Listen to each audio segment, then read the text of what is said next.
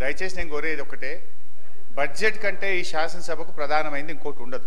ఈ శాసనసభకు అత్యంత ప్రాధాన్యత కలిగినటువంటి అంశం శాసనసభలో చర్చించాల్సిన అంశమే బడ్జెట్. బడ్జెట్కే టైం లేదంటే ఇది ఎక్కడి పద్ధతి అధ్యక్ష? ఒకరు కాదు, ప్రధాన ప్రతిపక్షంలో ఇద్దరు ముగ్గురు మాట్లాడేటువంటి ఆనవాయితీ ఉంటుంది. సో కైండ్లీ నేను మిమ్మల్ని కూడా లోపలికి వచ్చి కూడా రిక్వెస్ట్ చేసిన, బడ్జెట్ మీద ఎంత చర్చ జరిగితే మీకు ఇంకా 4 ఏళ్ళు మీ ప్రభుత్వానికి అవకాశం ఉంది. మేమేమన్నా తప్పులో ఒప్పులో ఎత్తి చూపితే అందులో న్యాయం ఉంటే మీరు సరి చేసుకుంటే మీకే మంచి పేరు వస్తుంది. బేసిజాలకు పోయి మమ్మల్ని మాట్లాడనీయక మా గొంతు నొక్కితే నష్టం జరిగేది మీకే. So you should take in a sportive manner. మేము చెప్పే దాంట్లో వాస్తవాలు తీసుకొని సరి చేసుకుంటే మీకే మంచి పేరు వస్తుంది. లేదు మీరు చెయ్యరనుకో, ప్రజల్లో మీకు చెడ్డ పేరు వస్తుంది. మా గొంతు ఈడ నొక్కరేమో కానీ ప్రజల గొంతు అయితే నొక్కలేరు కదా, ప్రజాక్షేత్రంలోనైతే మా గొంతు నొక్కలేరు కదా.